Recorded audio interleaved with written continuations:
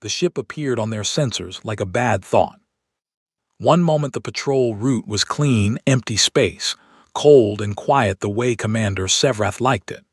The next, something was sitting at the edge of the Delvari expanse, right on the border between Vreth collective space and the region the charts labeled in plain, boring text as human territory. Sevrath stood at the center of the Patience of Stars, the Vreth flagship, and stared at the contact marker on the display wall. It was a single blip, soft orange, unmoving. Origin, he asked. His sensor officer, a young Vreth named Ool, tapped her console and tilted her long neck at an angle that meant she was unsure. Human design, Commander. Registry signals match their military class. It appears to be a warship. The bridge went quiet. Not the quiet of fear, not yet. More the quiet of a room where everyone had just heard something unexpected and was waiting for someone else to react first. Sevrath crossed his forearms behind his back. He had served in the Vreth patrol fleet for 30 years. He had encountered 3 different alien civilizations during that time, and he had never once needed to fire his weapons at any of them. The galaxy was a large place. Civilized species, in his experience, preferred to stay in their own corners of it. The humans were different. Everyone knew that. But knowing something and standing 2 light minutes from proof of it were different things entirely. One ship, he asked. One ship, Commander. What class? Ool checked again. She checked twice. Our records listed as a human designation, a stalwart class heavy cruiser, an older model by their standards. Sevrath's translator chip supplied the word stalwart in Vreth. It meant something close to stubborn thing that refuses to fall down. He filed that away. Is it moving? No, Commander, it is holding position. It has not hailed us. It is not running dark, its drive signature is visible, its reactor is active. It is simply there. One of the younger bridge officers, a male named Dren who had never been further than the inner patrol routes before this posting, leaned forward over his console. Maybe it broke down. Nobody laughed, not because it was a bad guess, because it was a hopeful one, and hope was not something professional soldiers allowed themselves too much of. Bring us to 3 light minutes, Sevrath said. Hold there, no aggressive posture, run a passive scan first. The Patience of Stars was a fine vessel. 600 meters of Vreth engineering, elegant, efficient, designed for endurance rather than raw force. She could stay in open space for 2 full years without resupply. Her hull was layered reactive ceramic over stress alloy frame. Her weapon suite carried 16 long-range kinetic batteries, 4 plasma cannon clusters, and 2 torpedo launchers that could fire 8 at a time. She was, in any conversation about military power in this region of the galaxy, a serious ship. She began moving toward the human vessel at 1/4 drive. The crew moved with her, calm and professional, everyone at their stations, everyone watching the orange blip on the display wall. It still wasn't moving. The passive scan took 11 minutes. During those 11 minutes, Sevrath drank a cup of warm Keth broth that his aide brought him, reviewed the collective's last 6 diplomatic exchanges with the human government, which were all polite and all completely empty of real content, and watched Ool's station light up piece by piece as the scan data came in. At the 9-minute mark, Ool stopped moving. She was still sitting at her console. Her fingers were still on the keys, but she had gone very still in the particular way that meant she had seen something and was currently deciding what to do with it. Sevrath set down his broth. Report. Ool turned around slowly. She was a calm young officer. Good instincts, clean work, never dramatic. She was looking at him now with an expression he had seen on soldiers exactly twice before in his career, both times right before something went badly wrong. Commander, she said, I think you should come and look at this yourself. He walked to her station. He looked at the display. He looked at it for a long time without speaking.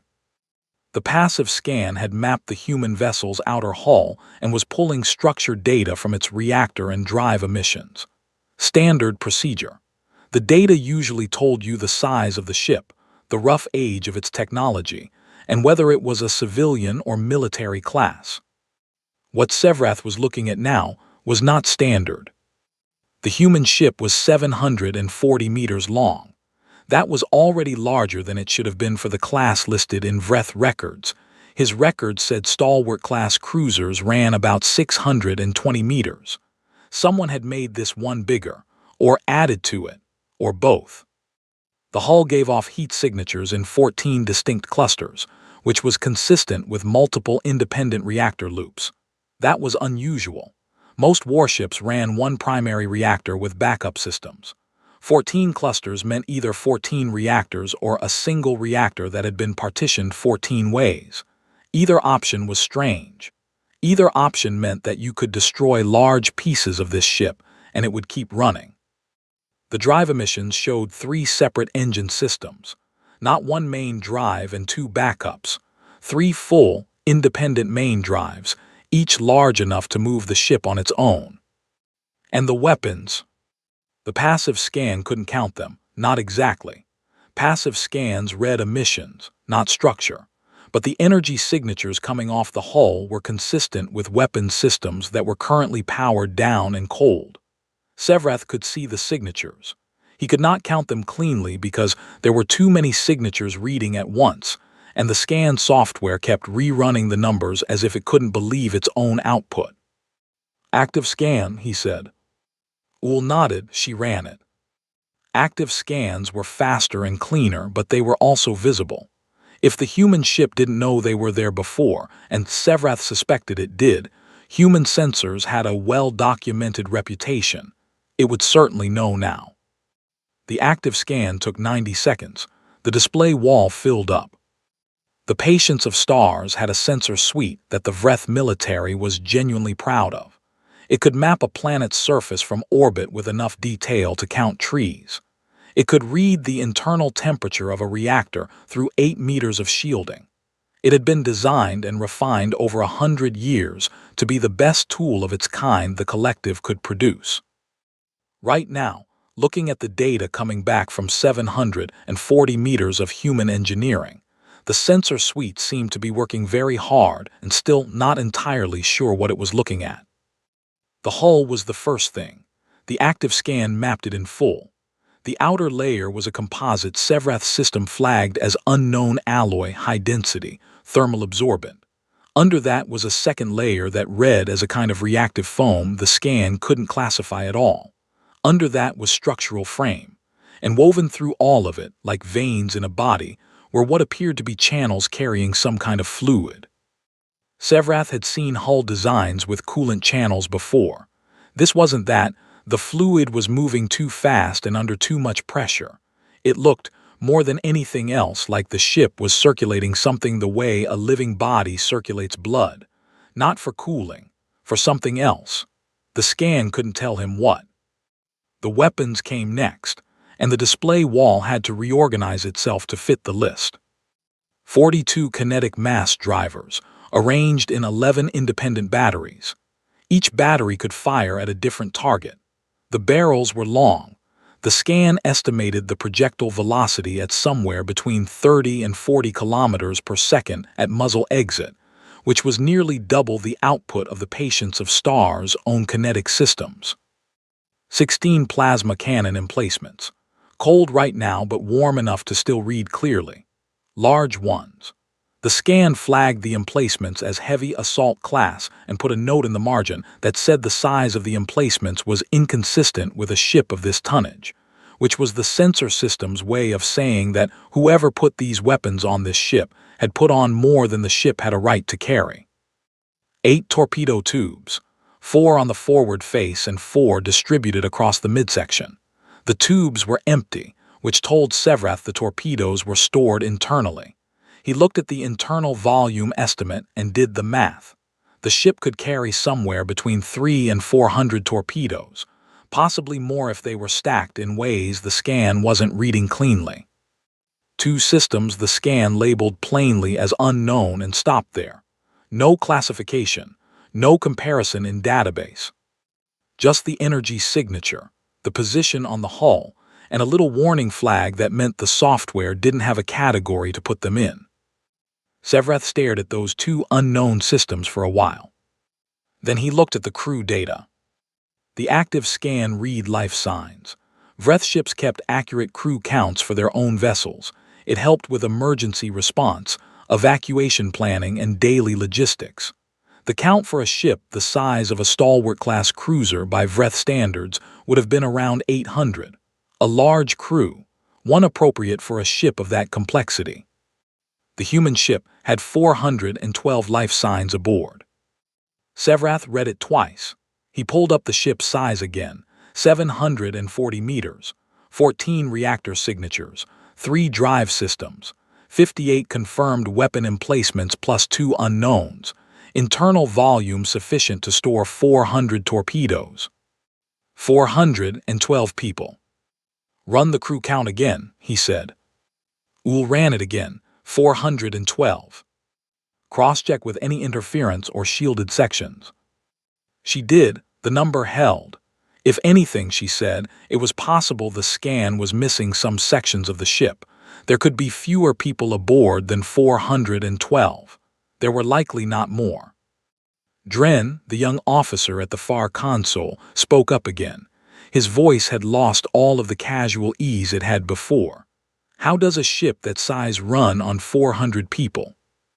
Nobody answered him, because nobody had an answer that felt complete. Sevrath had an incomplete one. He'd read the intelligence reports on human ship operations. The collective's observers had watched human vessels for decades, watching from a safe distance, the way you watched a strange animal you didn't want to startle. The reports said that humans used automation in ways that other species generally didn't. Not because they were lazy, because they were pragmatic. They built their ships to run with small crews so that those crews could take casualties and keep fighting. So that if half the people on board were dead, the other half could still operate every system at full effectiveness. They built their ships to survive losing half their crew. He put that thought on a shelf in his mind and left it there. Any response to the active scan? He asked. Not yet, Uhl said. Then a moment later, Commander, they're hailing us. The bridge went quiet again. This quiet was different from the first one. This one had weight to it. Audio or visual? Audio. Open it. The channel came online with a small click and a breath of static. Then a voice. Human voices always sounded strange through the translator chip. Too many tonal shifts, too much air in the words, something almost rough about the way they shaped sound. This voice was low, steady, the kind of voice that was not performing steadiness. The kind that had simply arrived at it, the way a stone arrives at the bottom of a river. Vreth vessel, this is Captain Alara Voss of the United Earth ship Unyielding. We've been sitting here for about 2 hours. We saw you come up on our sensors a while back. We don't have any problem with you. We're not here on any aggressive action. We're resupply delayed and holding position while we wait for our logistics ship. A pause, static. You've just run an active scan on us, which I understand. I would do the same. If you have questions, I'm happy to answer them. If you want us to move, we'll move. We're not looking for trouble today. Another pause. Something in the background, the faint ambient noise of a bridge, quiet and controlled. Ball's in your court. The channel stayed open. Sevrath stood in the center of his bridge and looked at the display wall, which was still full of data about the Unyielding. Its weapons, its hull, its 412 crew members who were apparently enough to run a ship that, by Vreth standards, needed 800. He looked at the 2 unknown system signatures on the hull that his sensors couldn't classify. He looked at the line that said hull composite, unknown alloy, high density, thermal absorbent. He looked at the 3 independent main drives. Then he looked at his own crew, 61 of them scattered across the bridge in their stations, watching him, waiting. She said they're not looking for trouble today, Dren said softly. Sevrath let that word sit. Today, not ever, not in general, just today. He straightened his back, 30 years in the patrol fleet. He had never needed to fire his weapons. He intended to keep that record intact. "Ool," he said, "get me Dr. Nevin from the science deck. Tell her to bring her team to the sensor analysis room. I want a full breakdown of everything we just scanned." He paused. "Tell her to pay particular attention to the two unknowns on the hull." "Yes, Commander." He walked back to the center of the bridge. The orange blip on the display wall sat where it had always sat, unmoving, patient, unyielding. He thought about the name of his own ship, the Patience of Stars. It had always seemed like a fine name for a long-range patrol vessel, dignified, reflective. Right now, staring at that blip, he thought maybe the humans had the better idea. Name your ship after what you want it to be. Name it after what you need it to be. "Respond to the captain," he said. "Tell her we have no hostile intentions. Tell her we're grateful for her patience." He thought for one more second. "Tell her we may have a few questions if she doesn't mind." Ool sent the message. The unyielding said nothing for a moment. Then Captain Voss's voice came back, flat and easy and completely without urgency. "Take your time." Sevrath looked at the data on the wall, at the weapons list, at the unknown hull composite, at the 412 names that were somehow enough. He pulled up a chair. This was going to take a while. Down in the science deck, Dr. Nevin was already pulling on her analysis coat, already moving toward her station with the look of someone who had been handed a puzzle that wasn't going to let her sleep. She had seen the scan data. She already had questions of her own.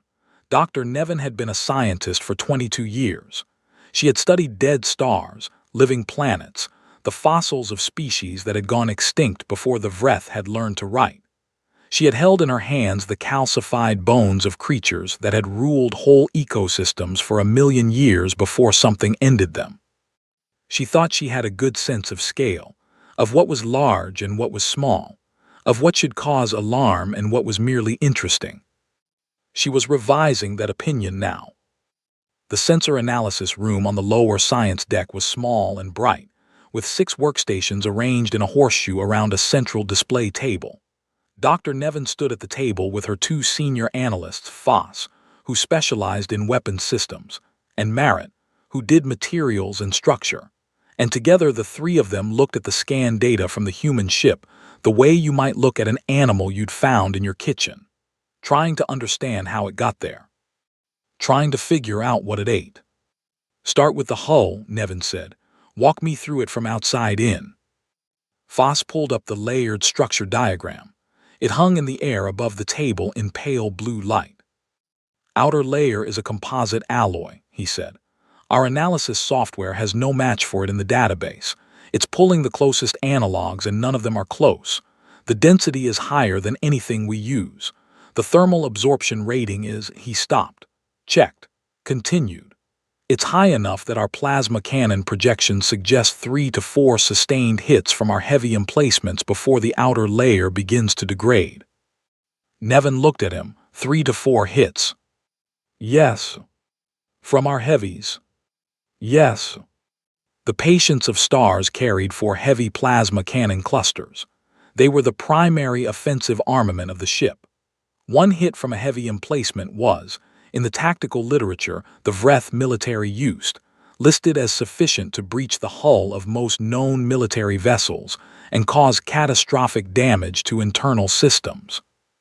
3 to 4 hits before the outer layer began to degrade. "Continue," Nevin said. "Under the outer layer there's a secondary layer. This one is different. It's a foam composite, very porous, full of small air pockets. Our best interpretation is that it's an energy dispersal layer. When something hits the outer hull hard enough to transmit force inward, this layer absorbs and scatters the shock. It would significantly reduce the structural damage from kinetic impact." Merritt spoke without looking up from her own console. 2 hull layers, different functions, one for heat, one for impact. "Yes," Foss said. "Separate problems, separate solutions, layered on top of each other." "Yes." Merritt made a short sound that was not quite a word.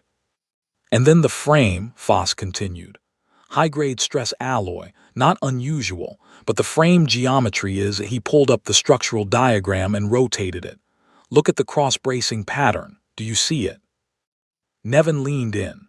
The frame of the human ship was not built in the standard way. Vreth ships used a central spine with ribs extending outward like a skeleton.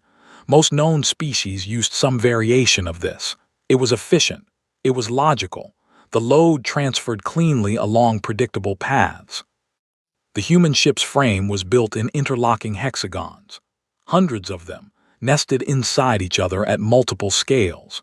The load path from any impact point would spread out in 6 directions simultaneously, and then those 6 paths would each split into 6 more. Instead of a spine that could be broken, it was a web that had no single point of failure. You could blow a hole in the hull, and the structure around it would redistribute the stress to every other part of the frame automatically. It's designed to absorb damage without collapsing, Merritt said. It wasn't a question. She was confirming a thought.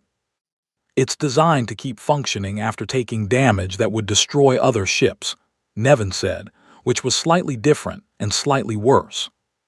Nobody argued with the distinction. The fluid channels were Merritt's territory.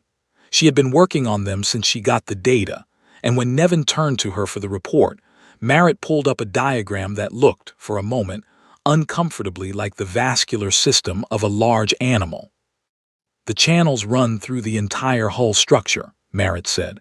The fluid they carry is under high pressure, similar to arterial pressure in large biological organisms. The composition is partly coolant, partly a polymer compound I haven't fully identified yet. It moves fast. The flow rate suggests the whole system cycles every 4 minutes or so. What does it do? Nevin asked. Best current theory, Merritt said, is that it's a self-repair system. The polymer compound has properties consistent with a fast-setting structural adhesive. When the hull takes damage, a breach, a crack, a fracture in the composite, the fluid in the nearest channels would be exposed to vacuum or heat, and the polymer would activate and begin to set. Silence. The ship can repair its own hull, Foss said. Partially automatically, in real time, Merritt looked up, during combat while it's still being hit. Nevin thought about this. She thought about a ship that absorbed hits from plasma cannons across multiple hull layers, redistributed structural stress through a hexagonal web frame, and then, while all of that was happening, began sealing its own wounds with pressurized polymer fluid. She thought about what it would be like to fight a ship like that. She moved on before the thought finished forming. The weapons analysis took the longest. Foss went through it carefully because he was the kind of analyst who believed that careful was always faster in the end, and because the data was detailed enough to deserve the time. 42 kinetic mass drivers. He pulled up the barrel specifications. The projectiles they fired, he was working from the barrel geometry and the power draw of the electromagnetic accelerators, were dense metal slugs, probably a heavy element, fired at velocities between 30 and 40 kilometers per second. At those speeds, the kinetic energy on impact was. He put the calculation on the display table and watched Nevin's face as she looked at it. She looked at it for a long time. The Patience of Stars had 16 kinetic batteries. They were good weapons. At engagement range, each one hit with enough force to shatter the forward hull section of a light cruiser. The math on the human ship's kinetic drivers suggested that each one hit harder than that. There were 42 of them, in 11 independent batteries that could each track different targets. One ship, Nevin said quietly. One ship, Foss confirmed. The plasma cannons were next, 16 emplacements. He had already told Commander Sevrath that they were oversized for a ship of this class. Now he elaborated. The emplacements were not just large, they were arranged in overlapping fields of fire so that any point around the hull of the Unyielding was covered by at least 3 separate cannons simultaneously. There was no angle of approach that wasn't covered. There was no blind spot. Someone thought very carefully about where to put these, Merritt observed. Yes, Foss said. someone who expected to be attacked from multiple directions at once. That landed on the room without comment. The torpedoes, 8 tubes, 400 or more in storage. The stored torpedoes were the part of the scan Foss was least sure about because the warheads were shielded and he couldn't read them cleanly. He could read the drive systems. The torpedoes were self-guided, with independent tracking and small onboard correction thrusters that could adjust course after launch. They would be very difficult to intercept. He could read the physical dimensions. They were large, which suggested large warheads, which suggested a yield that he estimated, but declined to state with confidence because even the low end of his estimate was large enough that statting it out loud in a small room felt unwise. He left the numbers on the display table and let Nevin and Merritt read them in silence. And then he got to the two unknowns. "I've been working on these since we got the data," Foss said. He pulled both signatures up. They sat on the display table in amber, the color the analysis software used when it couldn't make a classification.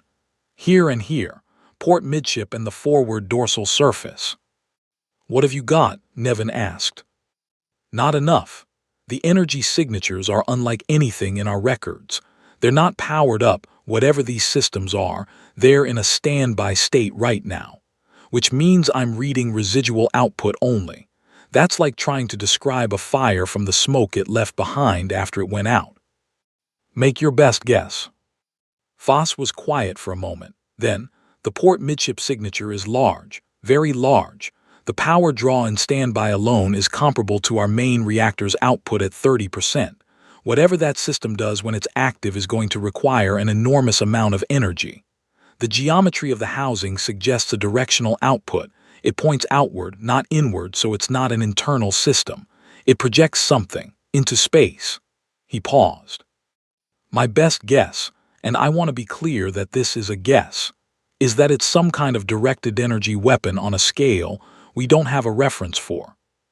And the forward dorsal. Smaller, different profile. The signature is more complex, lots of distinct components reading at slightly different frequencies. If I had to compare it to something in our database, the closest match is," he looked uncomfortable, "a suppression array." Merritt straightened up. "A suppression array." "The closest match," Foss said. "I'm not certain." A suppression array was a specific technology, one that the Vreth had developed 60 years ago and quietly classified, because even its own engineers had been uncertain about the ethics of using it. It disrupted the electronic systems of nearby vessels, not by destroying them, by making them malfunction, stutter, misread their own data. A ship caught in a suppression field would find its weapons misfiring, its sensors giving wrong readings, its navigation system losing certainty about where it was. It didn't blow up other ships, it made them unable to fight. The Vreth had built one prototype. It had worked very well. The collective had looked at it, thought about it for a long time, and decided not to deploy it. Not on moral grounds, on practical ones. A weapon like that made enemies of everyone who found out you had it. "The humans might have something similar," Nevin said. "Not a question, processing." "On their standard issue older model cruiser," Foss said. "Yes."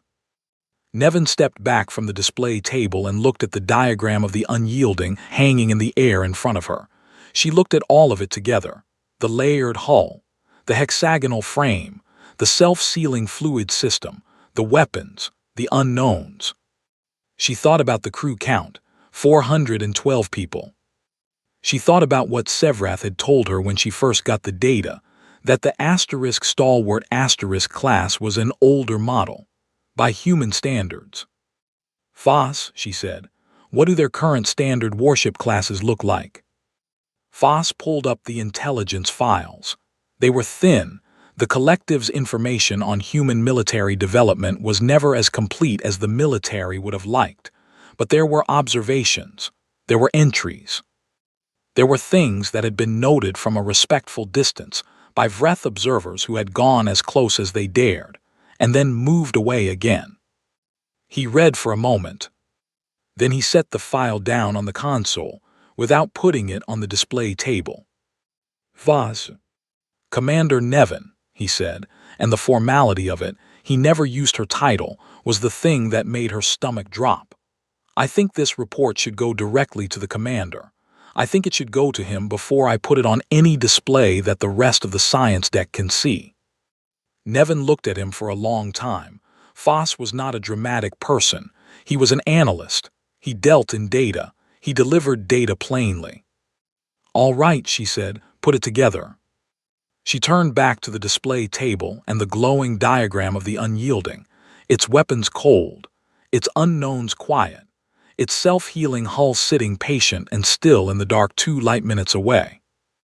Then she noticed something that had been in the data since the beginning, and that none of them had looked at yet, because there had been so much else to look at. "Merritt," she said, "the hull, the outer layer, the unknown alloy, what are the impact marks reading as?" Merritt pulled up the surface scan. The hull wasn't smooth. It was marked, scored and pitted and repaired and scored again. Merritt ran the analysis tool over the marks. It took a moment. "Old damage," Merritt said. "Plasma scoring, kinetic impact craters, breach repairs. I can see where the self-sealing system activated in at least 6 locations. Some of the scoring is very old. Some is more recent." She zoomed the scan in on one section of the hull near the forward quarter. "This cluster here, this is recent. Within the last year, I'd estimate. The surface alloy around it is still slightly different in thermal signature from the surrounding hull." "Someone shot at this ship," Nevin said. "Many times," Merritt said, "over what looks like many years." And the unyielding had survived all of it. Nevin thought again about Captain Voss's voice coming through the channel. Calm, patient, take your time. The voice of someone who was used to waiting in uncomfortable places, who had, perhaps, waited in much more uncomfortable places than a quiet patch of space at the edge of the Vreth Collective's territory. She thought about what that kind of history did to a person, what it meant to be on a ship like this one, what you had to have seen, what you had to have lived through, to be able to sit in that captain's chair and sound like nothing in the universe particularly alarmed you. Her communicator chimed, Sevrath from the bridge. "Dr. Nevin, what do you have for me?" She looked at the diagram. She looked at the impact marks on the hull. She looked at Foss, who was holding a data tablet against his chest like he wasn't sure he wanted to hand it to anyone. "I have a great deal for you, Commander," she said. "I'm coming up." She picked up her coat. She looked at the diagram one more time. Then she looked at the one thing she hadn't reported yet, the thing she'd seen in the cargo section data and set aside and kept looking back at, like a bruise you can't stop touching. The cargo section of the unyielding was large, larger than it needed to be for a resupply run. The scan had gone through it, and most of what was in there read as standard military supply, packaged goods, spare parts, canisters of fuel rods, equipment cases. But in the deep rear of the cargo section, the scan had returned something it could not identify. A large object, dense, heavily shielded, denser shielding than the hull of the ship itself in that section. The scan had bounced off it and given her nothing except its size and the fact that it was warm. Not hot, just warm. The steady, patient warmth of something that was running very quietly. Whatever it was about 40 meters long and 12 meters wide. Whatever it was alive in the way that machines with active cores are alive. She had not told Foss and Merritt about it yet. She was still deciding how. She walked to the door of the analysis room, stopped, turned around. "Neither of you discuss this data outside this room," she said. "Not with crewmates, not with your section heads, not yet." They both nodded. They looked like people who did not need to be told twice. She went to find the commander. Behind her, the display table glowed soft blue with the shape of the unyielding and all its patient, waiting weapons. Outside, 2 light minutes away in the cold dark, the human ship held its position and said nothing, and went on not moving, the way a thing that knows it doesn't need to move does not move. Sevrath read the file Foss had prepared, and then he sat very still in his chair on the bridge for almost 3 minutes without speaking. His aide brought him another cup of Keth broth. He didn't touch it. The file was 8 pages. The first 4 pages were the analysis of the unyielding, the hull layers, the frame geometry, the weapons, the unknowns, the self-sealing system, the crew count. Foss had written it cleanly and without drama, the way a good analyst wrote. He had let the numbers do the work, and the numbers were more than enough. The last 4 pages were about the rest of the human fleet. Sevrath read them twice. The collective's intelligence on human military capability was, as he had known for years, incomplete.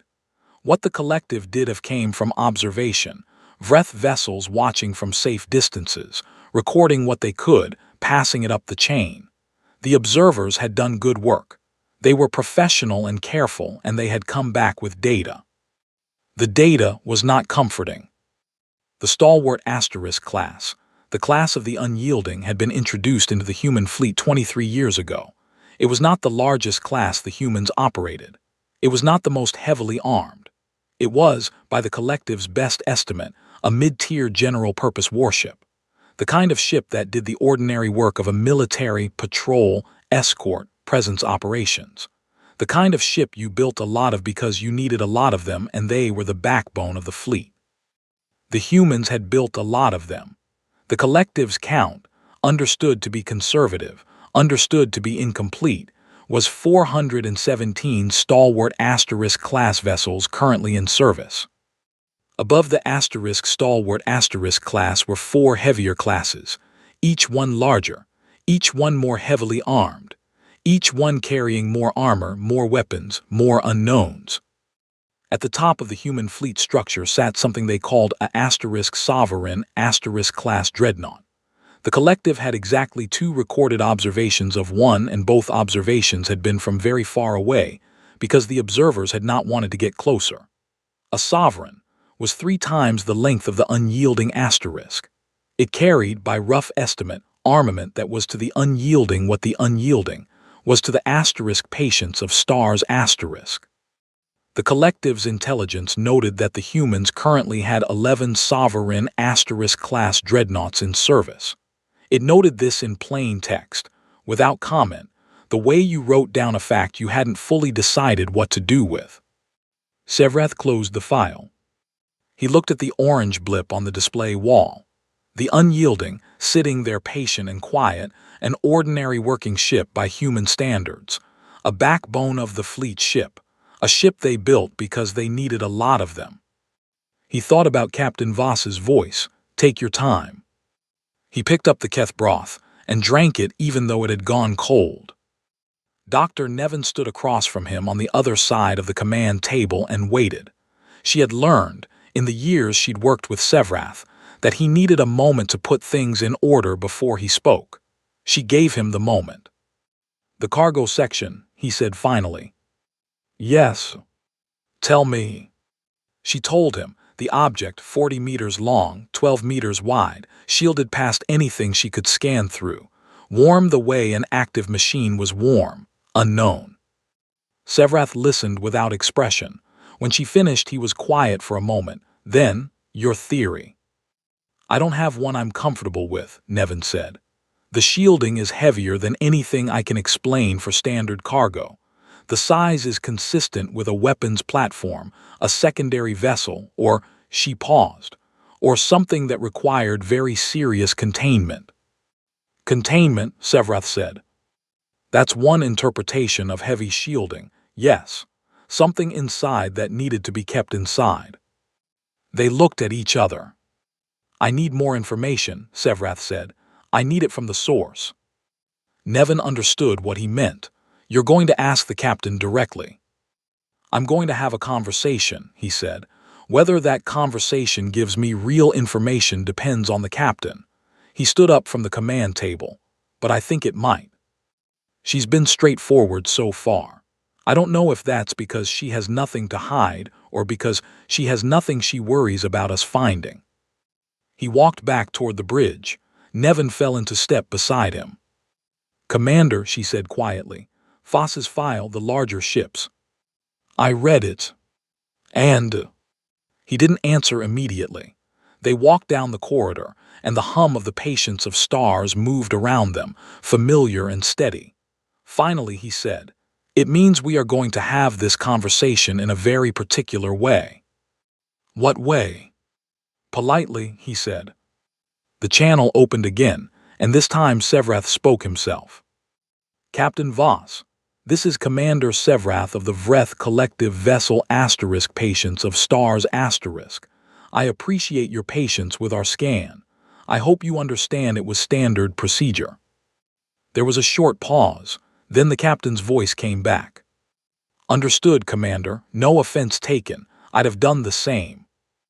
I'd like to ask you a few questions if you're willing. Nothing hostile. My science team has some gaps in their data, and I'd like to fill them if I can." Another pause, shorter this time. "Sure, what do you want to know?" Sevrath had prepared a list. He had arranged it in order from least sensitive to most. He started at the beginning. "Your ship. Our records list it as a *stalwart* class cruiser, but the measurements don't match our records for that class. It's larger than we expected." "Yeah, the unyielding asterisk is a modified hull, stretched frame, extended cargo and weapons bays. We did a refit about 6 years ago." A brief pause. "She was already old when I got her. I just kept adding to her." "You've commanded her for long?" 11 years. Sevrath let a beat pass. "That's a long time with one ship." "She suits me." There was something in the captain's voice when she said it. Not sentiment exactly. Something quieter and harder. "We've been through enough together that I don't feel like starting over with a new hull." Nevin, standing off to the side of the bridge where she could hear but not be seen on any visual feed, wrote something in her notes. 11 years. Damage on hull consistent with extended combat. Captain has been aboard through all of it. "The hull composite," Sevrath said. "Our sensors couldn't match it to anything in our database. Would you be willing to tell us what it is?" Captain Voss was quiet for a moment. Not a suspicious quiet, a thinking quiet. "It's a human alloy. We call it hardskin informally. The technical designation is a long number I don't have memorized. It was developed about 15 years ago. Standard issue on military hulls now." A pause. "Is that what was giving your sensors trouble?" "Partly," Sevrath said. "The thermal absorption rating throws a lot of people. The first time someone hits us with a plasma burst and watches it basically not do anything, they tend to react." "Basically not do anything," Nevin wrote. She underlined it. Sevrath moved down his list. The drive systems, 3 independent mains. The captain explained it without being asked twice. Standard on *stalwart* class after the refit program. The original design had 1 main and 2 backups. The refit doctrine changed the philosophy. All 3 were now full mains. You could lose 2 of them and still maneuver. "We learned some lessons," Voss said, and didn't explain what lessons or where they had been learned. Sevrath didn't ask.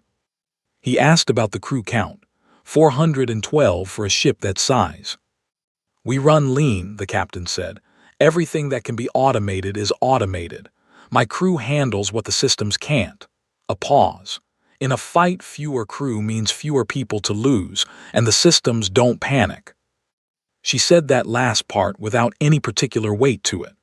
The way you said something that was obvious and had been obvious for a long time. Fewer people to lose. Sevrath thought about that. A warship built around the assumption that it would take casualties. Built around the assumption that you would lose people and needed to keep fighting anyway. The whole design philosophy, the redundant drives, the automatic systems, the hexagonal frame that kept functioning when pieces of it were destroyed, all of it pointing at the same idea. This ship was designed to survive things that would stop other ships. "Captain," he said, "may I ask something more personal?" "You can ask." "The hull of your ship shows significant battle damage, old and new. It's been repaired many times. What has the unyielding been through?" The channel was quiet for a moment. Sevrath waited. "She's been in 7 major engagements," Voss said finally. 2 border actions early in her service life before my time, then 5 since I took command. Her voice didn't change. It stayed at that same even level. The worst one was 4 years ago. We took a broadside from a Kareth battle group, 3 ships. We lost our forward weapons section and 80 crew in the first pass. Sevrath waited. We killed all 3 of them. No elaboration, no detail beyond that. She said it the way you stated a conclusion after showing your work. The work was done. The conclusion was simple. Sevrath heard someone on his bridge make a very small sound and quickly suppress it. He didn't look to see who. The Kareth, he said carefully. I'm not familiar with that name. You wouldn't be. They're not around anymore. The channel hummed with static. I see, Sevrath said. Nevin had stopped writing notes. She was just listening now. She was listening to the captain's voice the way you listen to a river, trying to figure out how deep it was from the sound of it moving. Captain Voss was not cold. She didn't sound cruel or angry or proud. She sounded like someone recounting a difficult thing that was behind her and would always be behind her. The way old soldiers sometimes sounded. The way people who had survived things that didn't have good names sometimes sounded. Sevrath reached the bottom of his prepared list. He paused for a moment. Then he went off the list. Captain, I want to be direct with you about something. Go ahead. Our scan picked up an object in your cargo section. Rear section, heavily shielded. Our sensors couldn't read it. I would normally not ask about cargo, that's not my business. But the shielding on that object is heavier than anything I've encountered before, and I find I'm curious about it. A silence, longer than the others. Sevrath let it sit. He didn't fill it, he just waited. That's a fair question, Voss said finally. And you've been straight with me, so I'll be straight with you. A pause. That object is why we're out here. It's not standard cargo. It's a recovered item. We pulled it out of a debris field about 3 weeks ago. A battle site. Old one. Decades old, maybe older. We don't know what it is, she continued. That's the honest answer. It was broadcasting a signal when we found it, very faint. We pulled it in for analysis. We've had our own people looking at it for 3 weeks and they haven't given me a clean answer yet. What kind of signal? Sevrath asked. The kind that doesn't match any format we have on record. The bridge of the asterisk Patience of Stars was very quiet. We're taking it back to a research facility for proper analysis. That's what the resupply stop is for. We're waiting for our escort. Protocol says we don't move something like this without one. Something like what exactly? Sevrath asked. Something unknown. Her voice was careful now, not hiding anything, being precise. We've run every scan we have on it. The shielding is our own. We put that on it after we picked it up. Standard containment procedure for unknown recovered objects. What's inside the shielding, we still don't fully know. It's warm, she added. It's been warm since we found it. Consistent temperature. No variation. Whatever's powering it has been running for a very long time. Sevrath looked at Nevin across the bridge. She was looking back at him with an expression that said she had already thought of the same thing he was thinking, and had also not yet figured out what to do with it. An unknown object, broadcasting a signal in no known format, warm with no identified power source, decades old, found in an old battle site. Old enough to predate the human fleet. Possibly old enough to predate a species the humans had already confirmed was not around anymore. I'll tell you what I told my own crew, Captain Voss said. Her voice was level, measured. I don't know what it is. I know what we do with things we don't know. We take them somewhere smart people can look at them properly. We don't guess and we don't panic. A short pause. That's the protocol. And when the smart people look at it properly, Sevrath said slowly, and they find out what it is, what happens then? The captain was quiet for a moment. Then we'll know, she said, and knowing is always better than not knowing, even when what you find out is bad. Especially then, she added, and there was something in the way she said it, not hope exactly, not dread exactly, that Sevrath could not name in any language his translator chip carried. The channel stayed open. The unyielding stayed where it was. warm and still and patient and carrying something in its belly that no one had been able to identify for 3 weeks, and that had been running, quietly and without stopping, for longer than anyone could confidently say. Sevrath looked at the orange blip on the display wall. He thought about the Karath, whoever they had been. He thought about 3 ships meeting one, and only one coming home. He thought about what Captain Voss had said, "We don't panic," and what it meant that she had felt the need to say it at all, not as reassurance for him, as a statement of method, a thing they did instead of panicking because they had found over time that panicking was not useful. He wondered very briefly what had taught them that. He thought maybe he didn't need to ask. He thought maybe the hull of the unyielding Asterisk, marked and scarred and repaired over 11 years and more, was already the answer to that question. "Thank you, Captain," he said. "We'll let you know if we have further questions." "Any time, Commander." A pause. "You're welcome to hold your position. Company doesn't bother us." The channel clicked to standby. Sevrath stood in the quiet of his bridge and breathed once, carefully. "Commander," Uhl said from her station. Her voice was controlled but thin at the edges. Long-range sensors just picked up a jump signature, inbound, bearing on the Asterisk Unyielding's Asterisk position. "How many?" Uhl checked again. 4 ships, Commander, human design. One is large, very large. The others are escort class. Sevrath nodded slowly. "The logistics escort, right on time." He looked at Dren, who was staring at the display wall with the particular look of a young officer who was trying to decide something and hadn't finished deciding it. "Dren," Sevrath said. The young officer looked up. "When you get home," Sevrath said quietly, "and someone asks you what you saw out here today, be accurate. Don't dramatize, don't minimize." He looked at the blip on the display wall, at the orange dot that was a ship that had killed 3 and come back and kept going. "Just be accurate." Dren nodded. He didn't speak. The 4 human ships dropped out of jump and began moving toward the Unyielding, slow and easy, the way things moved when they had nowhere urgent to be and all the time in the world to get there. Sevrath watched them come.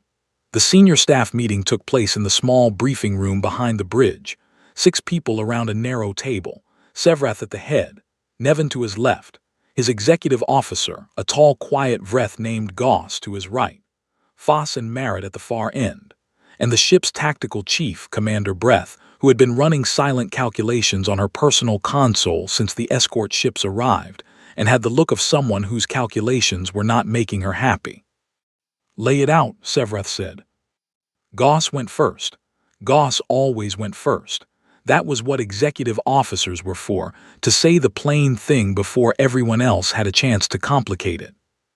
"We have a human warship sitting 2 light minutes from us," Goss said. "It is now accompanied by 4 additional human vessels, one of which is considerably larger. We are 1 ship. We are outgunned. We are not in any immediate danger because the humans have not indicated any hostile intent. Our options are to hold position, withdraw, or attempt to open a more formal diplomatic dialogue." "Formal dialogue with whom?" Breth asked. "Our diplomatic authority ends at the patrol level. This is above that." "Which means we contact command," Goss said. "Which takes time," Foss said. "The relay to the nearest collective station is 6 hours at standard transmission speed." "Then we have 6 hours to hold our position and behave professionally," Sevrath said. He looked at Breth. "What's the read on the escort group?" Breth pulled up the scan data on the escort ships. She had been running it in parallel since they jumped in, quiet and efficient the way she did everything. She put it on the table display now, and nobody at the table said anything for a moment. The escort group was 4 ships. 3 of them were smaller than the unyielding, lean, fast-looking things that the collective's database identified as Javelin class destroyers. Quick ships, built for interception, each one carrying a weapons suite that Foss had already privately noted was more than sufficient to end the patience of stars in a very short engagement. The 4th ship. The fourth ship was what Commander Breath had been looking at on her personal console. It was not a Sovereign class dreadnought. Sevrath could see that much and feel a fraction of relief. The Sovereign ships were larger. What this was, the collective's database gave it a designation tag, and then a note in red text that said limited observation data, estimate only, was something called a Bastion class fleet carrier. 900 meters long, the largest human military vessel the collective had ever logged an observation of, outside of the Sovereign class. The scan showed hangar bays along its midline, large ones, multiple.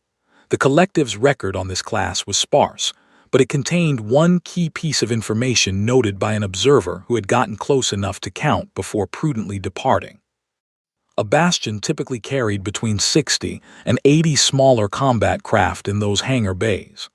Fast, armed, individually piloted attack ships that could operate independently of the carrier over significant distances. 1 Bastion *, 3 Javelins *, the Unyielding *, and the Patience of Stars * alone. Goss summarized it without being asked. We are significantly outmatched. This is not a situation where tactical considerations are relevant. We hold our position, we maintain communication, and we wait for direction from command. Agreed, Sevrath said. He looked at Breath. No active weapons status, nothing that could read as preparation. We are a patrol vessel conducting an authorized observation. That is all we are. Breath nodded.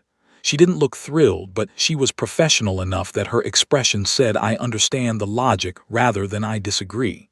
That was all he needed from her right now. He turned to Nevin.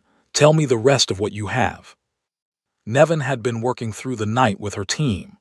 The scan data was deep enough that there was still more to find if you kept digging, and she had kept digging. The life sign data was where she had spent the last several hours. The active scan had returned biological readings on all 412 crew members of the Unyielding, not detailed medical records, just the broad strokes. Body temperature, mass range, movement patterns, metabolic rate. It was the kind of data you could glean from the outside if your sensors were good enough. The collective sensors were good enough. Humans are physically unusual, Nevin said. She had prepared a brief summary because she knew this group and she knew they needed things said plainly. We've had biological data on them for decades, but looking at it concentrated in one place, in the context of what we know about this ship, some things become clearer. She listed them. Body temperature, high, significantly higher than most known species. A human body ran hot all the time, burning energy continuously at a rate most species reserved for peak exertion. The metabolic cost was enormous by comparison. The benefit was that high body temperature supported a rapid healing response. Human tissue repaired itself faster than any other known Safont species. Not dramatically faster, but consistently, reliably faster, across the whole body. The mass range was large. The life sign data showed a significant spread. Humans varied considerably in size and build within their own species, more so than Vreth did. What was consistent was density. Humans were dense. The metabolic scan confirmed it: high bone density, significant muscle mass, a cardiovascular system that was, for a species of their size, oversized. They were built, in a physical sense, for more sustained exertion than their size suggested.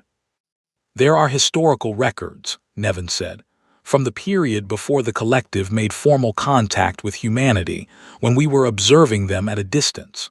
Some of those records are medical in nature, picked up from their own broadcasts, their own data transmissions. I had Foss pull the relevant sections. Foss looked at the table. He had pulled them. He had spent an hour reading them and then spent another hour thinking about whether to include them in the briefing. He had included them. Humans have a specific biological response to extreme physical danger, Nevin said. Their bodies produce a chemical compound, they call it adrenaline. When they are badly injured, frightened, or under extreme threat, this compound floods their system. It suppresses their pain response. It increases their strength and speed. It allows them to continue functioning through injuries that would incapacitate most known species. She let that sit. Suppresses pain, Gauss repeated. Substantially, not completely, but enough that a human with serious injuries can continue to act, to fight, to operate complex systems for a period of time that is difficult to predict from the outside. The injury is still there. Their body simply doesn't fully register it in the moment. She thought about the unyielding. She thought about an engagement where a human warship lost 80 crew in the first pass, and the remaining crew kept fighting and killed 3 ships. She thought about what it meant that those remaining crew might have been injured, might have been operating damaged stations in damaged sections of a damaged ship, and their own biology had helped them set that aside long enough to finish the fight. There is something else, she said, also historical, also from their own records. She paused. This was the part she had thought longest about. Humans, she said, have a documented psychological pattern in crisis situations. Most species, when facing a sufficiently large threat, a threat that registers as unsurvivable, experience escalating fear responses that impair function. The bigger the threat, the more compromised the response. It is a biological protection mechanism. At a certain point, the mind says this cannot be survived and begins preparing accordingly. Gauss nodded. This was understood. This was how most species worked. Humans, Nevin said, do not consistently follow this pattern. She put the historical records on the table display. Incidents.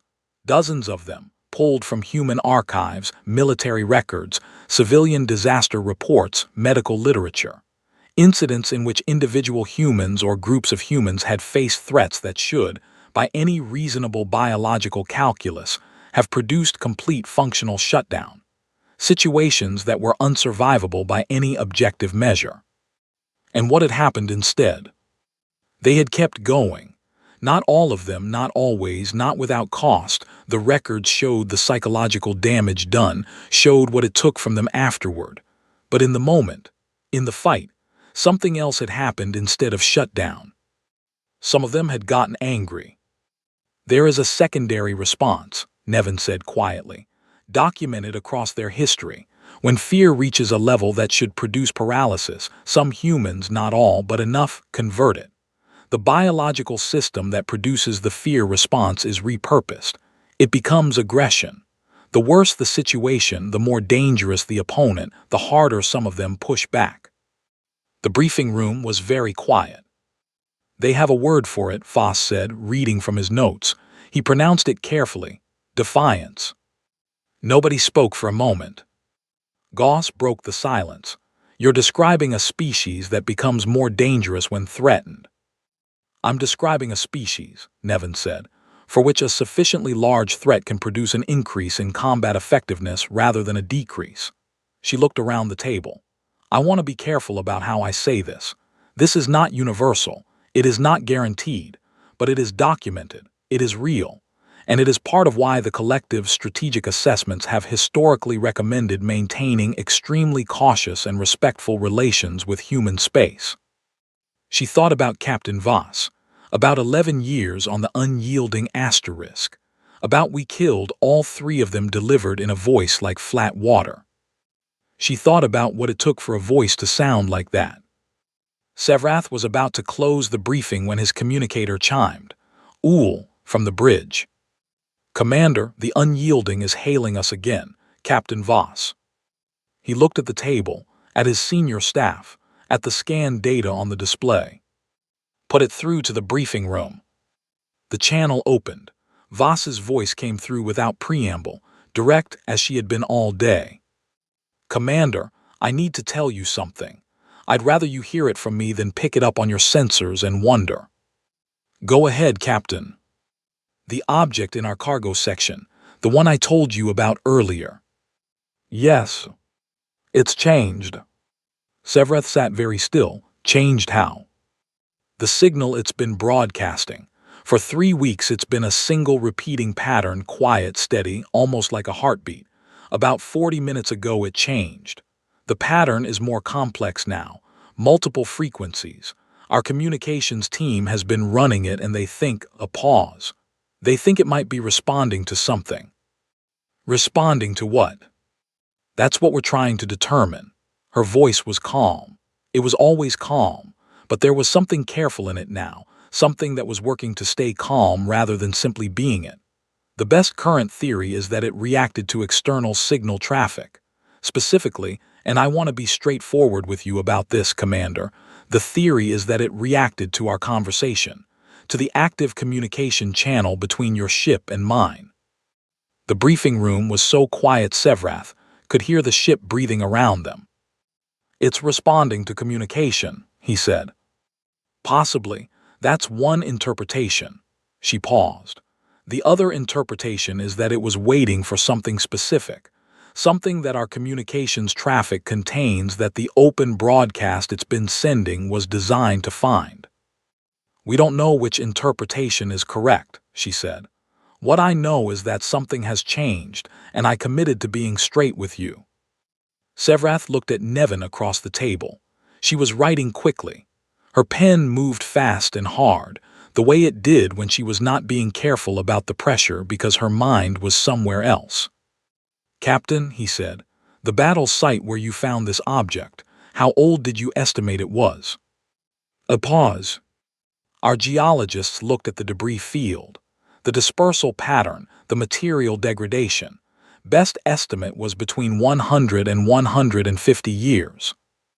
But, she said, and the word sat in the air, the object itself, the material composition of the object. Our materials team said something different. How different? A longer pause this time. They said the object was significantly older than the battle site. The battle site was about 150 years old. The object, whatever it was made of, however it was built, their estimate was in the thousands of years, maybe older. Something took it to that battle site, she said. It wasn't made there, it was brought there, by something we have no record of. She stopped, let that settle. Whatever it is, Captain Voss said, it survived the battle. Everything else in that debris field is dust and fragment. This is intact, warm, and as of 40 minutes ago, talking. Sevrath thought about the history he had read of this region of space. The collective's records went back 400 years with reliable detail. Before that, fragments. Before that, silence. There was a period in the very old astronomical surveys where this region had shown evidence of significant conflict energies that shouldn't have been there naturally.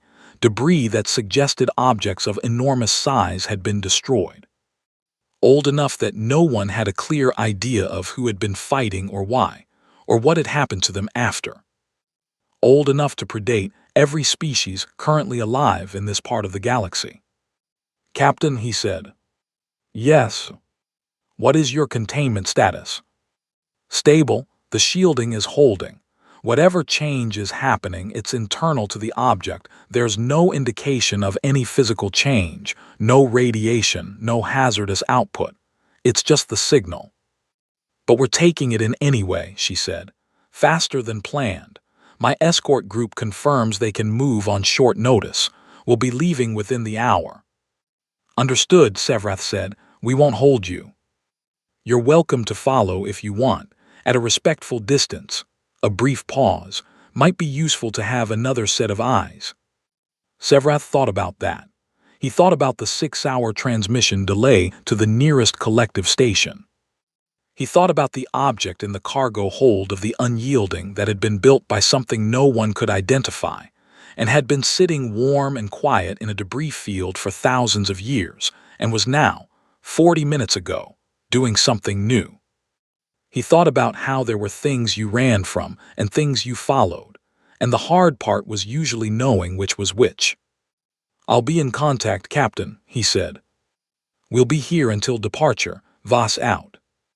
The channel closed. Breath spoke first. Commander, are we actually considering following them?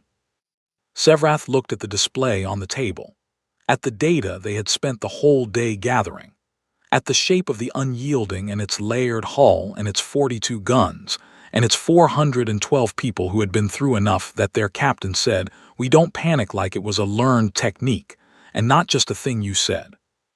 He looked at the note Nevin had just finished writing. She slid it across the table to him. He read it, 2 sentences. "Whatever that object is, it has been silent for longer than our species has existed. Something made it start talking today." He put the note down. "Contact command," he said. "Shortest possible delay, priority channel, tell them everything." He stood up. "And tell them we are holding position and awaiting instructions." He walked to the door, stopped. "Also tell them," he said, "that if they're going to send instructions, they should send them fast." He went back to the bridge. The Unyielding sat in the dark outside, patient as a mountain, its cargo hold quietly rearranging everything anyone thought they knew about who had been in this part of the galaxy first. Command's response came in 5 hours and 40 minutes. It was shorter than Sevrath expected. He had sent them everything, the full scan data, Foss's file on the larger fleet classes, Nevin's biological analysis, the transcript of every exchange with Captain Voss, and the report on the object in the cargo hold and what it had started doing 40 minutes into their conversation. 5 hours and 40 minutes later, the response was 11 sentences. He read it twice standing at his console on the bridge. Then he set it down and was still for a moment. Goss appeared at his shoulder. "Commander." "They want a full written report," Sevrath said. "Standard observation format, priority classification. And they say hold position. Do not engage. Maintain respectful communication." He paused. "They also say, and I'm reading this directly, do not, under any circumstances, interfere with human operations or give any indication of alarm." Goss absorbed this. "They're frightened." "They're careful," Sevrath said. He folded the message. "Which is the right response? The collective didn't get 400 years old by being stupid." He went back to the display wall. The Unyielding was still there. The escort group had formed up around it in a loose diamond pattern, 3 asterisk javelins and the Bastion asterisk, surrounding the cruiser with the easy, practiced geometry of ships that had done this many times before. They were preparing to move. He could see the drive signatures warming up. Whatever was in the cargo hold, the humans were taking it somewhere with a great deal of company. He thought that was probably wise. It was Uhl who noticed the change in the signal. She had been monitoring the object's broadcast since Voss had told them about it, quietly, on a secondary sensor channel, the way you kept one eye on something that wasn't a threat yet but might become relevant. The signal had been complex and multi-frequency since the change, a layered pattern that the patience of STAR's asterisk communication array could receive but not decode. It sounded, if you played it through the audio system, like several things speaking at different speeds over each other. Not unpleasant, just completely unreadable. Then 20 minutes before the Unyielding was scheduled to depart, it changed again. "Commander," Uhl said, her voice was very controlled. "The object's signal, it's shifted." "How?" "It's narrowed. It was broadcasting in all directions simultaneously. Now it's directional." She checked her console once more, checked it again. "Commander, it is broadcasting directly at us." The bridge went quiet. Not the ordinary quiet of professionalism.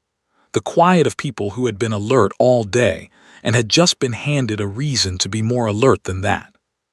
Sevrath walked to Uhl's station. He looked at the sensor display. She was right. The signal had tightened from an omnidirectional broadcast to a precise directed beam, aimed at the exact position of the asterisk patience of stars in space. Something in the cargo hold of the Unyielding had noticed them. "Can we decode it?" he asked. "We've been trying since the first change," Uhl said. "Still nothing.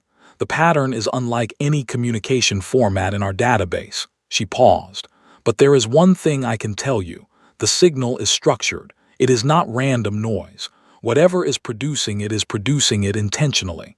There is a pattern inside the pattern. We just don't have the key." Sevrath straightened up. He thought about thousands of years. He thought about a battle site so old that the debris had half dissolved back into space dust, and one object sitting in the middle of it, intact, waiting. His communicator chimed, "Voss." He answered it before the second chime. "Commander, I assume you're seeing what we're seeing." "We are. It is broadcasting directly at us now." "Yes." She was quiet for a moment. "I want you to know that our containment is still holding. Whatever it's doing, it is doing it without any change in its physical state. No radiation, no thermal shift, no structural change. It is purely the signal." "Has your team made any progress decoding it?" "Some." A pause. "I want to be careful about how I say this because my team is still working and what they have is preliminary." "Tell me anyway." She was quiet for a moment. He heard her breathe once. "The signal has 3 layers. Our communications team has been pulling it apart piece by piece. The outermost layer, the one that changed first, appears to be a kind of identifier, a marker. Something that says asterisk here, I am asterisk in a format designed to be noticed rather than read. The middle layer is more complex. They think it may be data, compressed, encoded in a format they haven't cracked yet. Could be text, could be imagery, could be something we don't have a category for." "And the third layer?" Sevrath asked. Voss was quiet for a longer moment, long enough that he wondered if the channel had dropped. "The third layer," she said finally, "is the one that started 2 hours ago, when we began talking to you. Our team thinks, and again, this is preliminary, this is careful and cautious, and I'm not stating it as fact, they think the third layer is a response." "A response to what?" "To the presence of 2 different species communicating with each other." A pause. "They think this thing was built to do something specific when it detected 2 or more distinct species in contact with each other, as if it was designed to wait for exactly that situation and then react." Sevrath sat down in his command chair. He didn't usually sit down in the middle of a watch. He sat down now. He thought about something very old sitting in a debris field, sitting there through decades and centuries, broadcasting its quiet heartbeat signal into the dark. Waiting, not for one species, for 2, for the specific moment when 2 different kinds of minds found each other in the same piece of space and started talking.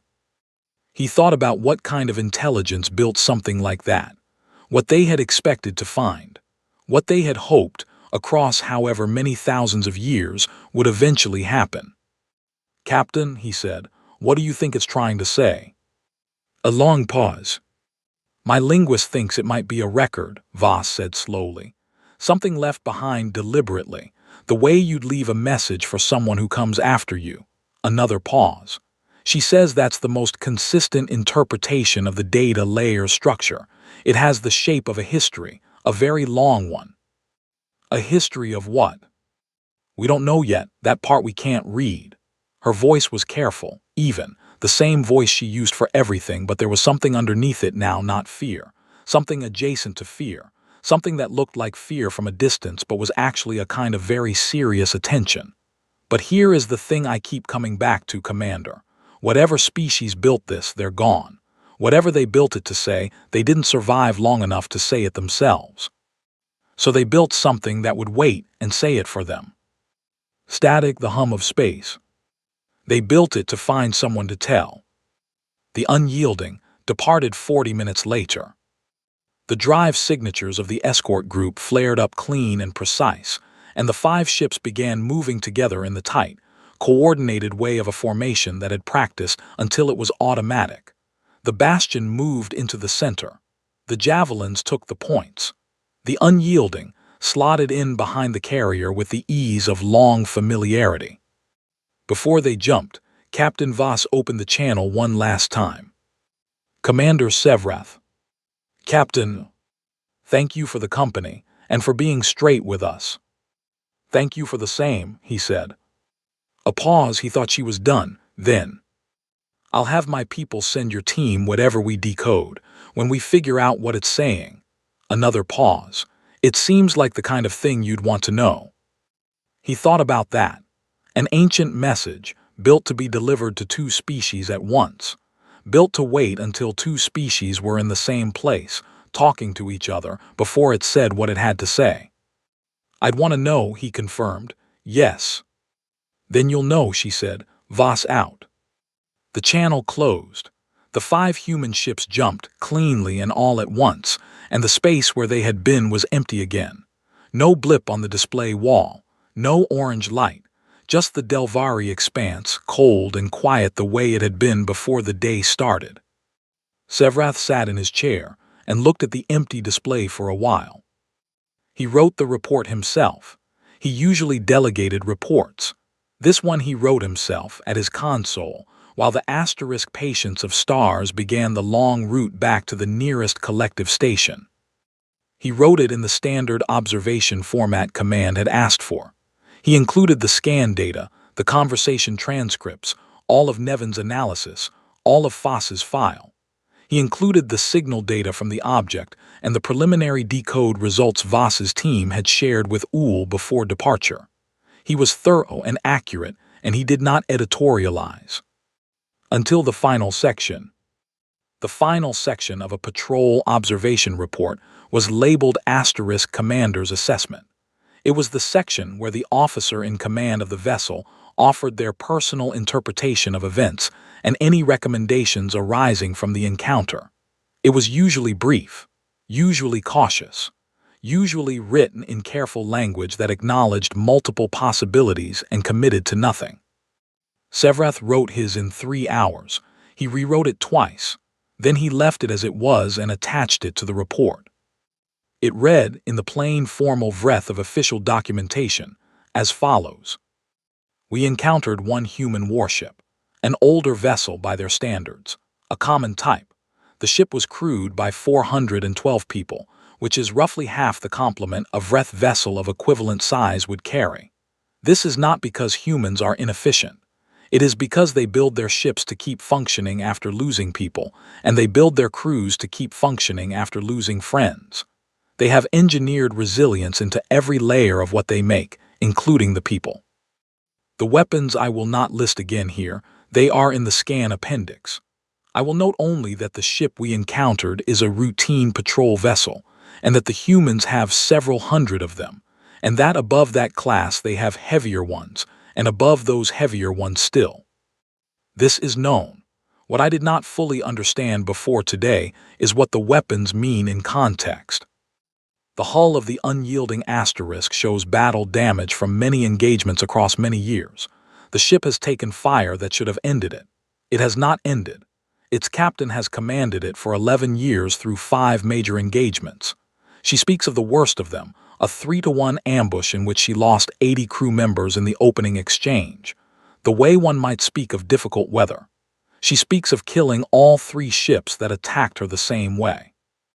I am not reporting this to alarm the collective.